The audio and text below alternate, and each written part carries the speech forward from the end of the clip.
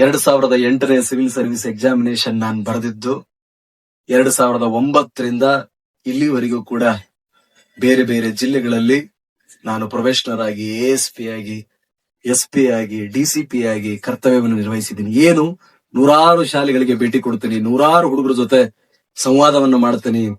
ನನಗೇನ್ ಅನ್ಸುತ್ತೋ ಅದನ್ನ ಮಾರ್ಗದರ್ಶನ ನಾನು ಕಲ್ತಷ್ಟನ್ನ ಅವ್ರಿಗೆ ಹೇಳ್ಕೊಡ್ತೀನಿ. ಏನ್ ಕಂಡಿದ್ದೀನಿ ಅಂದ್ರೆ ನಮ್ಮಲ್ಲಿ ಕೀಳಿರಿಮೆ ಭಾವನೆ ಇದೆ. ನಮ್ಮನ್ನ ಬಹುದೊಡ್ಡದಾಗಿ ಕಾಡ್ತಾ ಇರೋದು ನನಗದ ಆಗಲ್ಲ, ನನಗದು ಸಂಬಂಧಿಸಿದ್ದಲ್ಲ. IAS IPS ಅನ್ನೋದು ಕೇವಲ ಅಂತವರಿಗೆ ಮಾತ್ರ ಸೀಮಿತ. ನಂದು ಯಲಬುರ್ಗ, ನಂದು ಕುಷ್ಟಗಿ, ನಂದು ಗಂಗಾವತಿ, ನಂದು ಇದು ಯಾವ್ದೋ ಕ್ರಾಸ್, ನಂದು ಇನ್ನೊಂದು ಇದು ಮುಂಡ್ರಿಗಿ, ನಂದು ಗದಗ, ನಂದು ದಿನ್ನಿ. ನನಗ ಆಗಲ್ಲ. ನಮ್ಮಪ್ಪ ಕೃಷಿ ಕುಟುಂಬ, ನನಗೆ ಇಂಗ್ಲಿಷ್ ಬರಲ್ಲ. ನನ್ ಬರೀ BA ಆರ್ಟ್ಸ್, ಅದು ಇಂಗ್ಲಿಷ್ ಅಲ್ಲಿ ಇರುತ್ತಂತೆ. essay ನನಗೆ ಗೊತ್ತಾಗಲ್ಲ.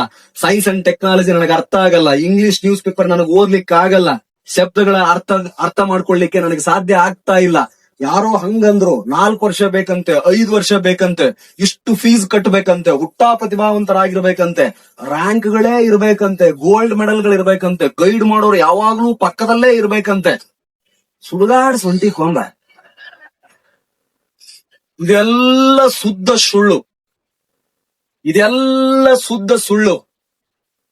ಶರಣಬಸಪ್ಪ ಕಪ್ಪತ್ನವರಂತೇಳಿ ಸಿರಟ್ಟಿಯಲ್ಲಿ ಒಬ್ಬ ಹುಡುಗ ಇರ್ತಾನೆ. ಶರಣಬಸಪ್ಪ ಅವಿಭಜಿತ ಧಾರವಾಡ ಜಿಲ್ಲೆಯ ಜಟ್ಟಿ ಅಧ್ಯಕ್ಷರಾಗಿದ್ದಾರೆ ಅವ್ರ ದೊಡ್ಡಪ್ಪ. ಆ ಹುಡುಗ SLC fail, PUC fail, degree English fail, B.Ed seat ಸಿಗಲಿಲ್ಲ, MA ಸೀಟ್ ಸಿಗಲಿಲ್ಲ ಯೂನಿವರ್ಸಿಟಿಯಲ್ಲಿ. ಯಾರೋ ಹೇಳಿದ್ರು, ಸಂಬಂಧಿಕರು ಯಾರೋ ಒಬ್ರು ದೆಹಲಿಯಲ್ಲಿದ್ರು. ದೆಹಲಿಯಲ್ಲಿ ಓದ್ದ 1, 2, 3, 4 ಅಟೆಂಪ್ಟ್ ಗಳನ್ನ ಬರೆದ 365 66 ರ್ಯಾಂಕಿನೊಂದಿಗೆ 2003-4ರಲ್ಲಿ IRS ಅಧಿಕಾರಿಯಾಗಿ ನಮ್ಮ ಊರಿಗೆ ಬಂದ ವಾಪಸ್ ಸಿರಟ್ಟಿಗೆ. ಅವನ್ ಸಿರಟ್ಟಿಗೆ ಬಂದಾಗ ಎಲ್ರು ಅನ್ನೋರ, ಲೇ ಶರಣಪ್ಪ IAS ಆಫೀಸರ್ DC ಆಗ್ಯಾನಂತ. ಯಾವ ನೀರ್ ಹಾಸ್ತಿದ್ನಲ್ಲ ಅವನ? ಅವನ ಮರ. ರಾತ್ರಿ ಟವಲ್ ಕಟ್ಕೊಂಡ್ಬಿಟ್ಟ ಹಾಲ್ ತಗೊಂಡ ಡೈರಿಗೆ ಹೋಗಿದ್ನಲ್ಲ ಅವನ. SLC ಫೇಲ್ ಆಗಿದ್ನಲ್ಲ ಅವನ. PUC ಫೇಲ್ ಆಗಿದ್ನಲ್ಲ ಅವನ. B.Ed ಸೀಟ್ ಸಿಗಲಿಲ್ಲ, MA ಸೀಟ್ ಸಿಗಲಿಲ್ಲ ಅವನ. ಮರ ಪಾಸ್ ಆಗಿದ್ದ. ನಮಗೂ ದೊಡ್ಡ ಆಶ್ಚರ್ಯ. ಓಹೋ, ಶರಣಬಸಪ್ಪ ಕಪ್ಪತ್ನವರ್ IAS ಆಗ್ಬಿಟ್ನ.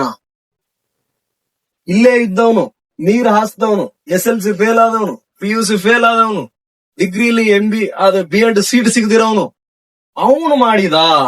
ಇಂಗ್ಲಿಷೇ ಅವನು ಬಂದಿರ್ಲಿಲ್ಲ. ನಾವ್ಯಾಕಾಗಬಾರದು? ನಮ್ಮಲ್ಲೇನ್ ಕೊರತೆ ಇದೆ ನೋಡೋಣ. ಹಾಗಿದ್ರೆ ಅವನು ಏನ್ ಓದಿದಾನೆ ಆ ಪರೀಕ್ಷೆ ಸ್ವಲ್ಪ ತಿಳ್ಕೊಳ್ಳೋಣ.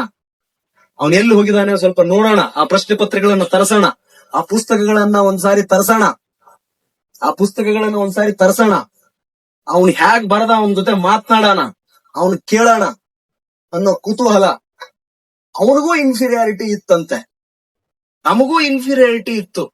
12ನೇ ತರಗತಿ ಬಂದಾಗ ಸ್ಟೆಥೋಸ್ಕೋಪ್ ಸ್ಪೆಲ್ಲಿಂಗ್ ನನಗೆ ಗೊತ್ತಿರ್ಲಿಲ್ಲ. PUC second year arts, stethoscope spelling ಗೊತ್ತಿರ್ಲಿಲ್ಲ. ಅಂತಹ ಅವಸ್ಥೆಯಲ್ಲೂ ಕೂಡ ಇದನ್ನು ಮಾಡಬೇಕು ಅನ್ನೋ ಇಚ್ಛಾಶಕ್ತಿ. ನಮ್ಮಲ್ಲಿ ಕೊರತೆ ಇರುವುದು ಇಚ್ಛಾಶಕ್ತಿಗೆ, ಸಂಕಲ್ಪಕ್ಕೆ. ಒಂದ್ ವೇಳೆ ನಮ್ಮ ಹೆಜ್ಜೆಗಳು ಸದೃಢ ಆಗಿದ್ರೆ, ಆಲೋಚನೆಗಳು ಸಕಾರಾತ್ಮಕವಾಗಿದ್ರೆ, ಇಡೀ ಜಗತ್ತು ನಮಗೆ ಸಹಾಯ ಮಾಡುತ್ತಂತೆ ನಮ್ಮ ಗುರಿ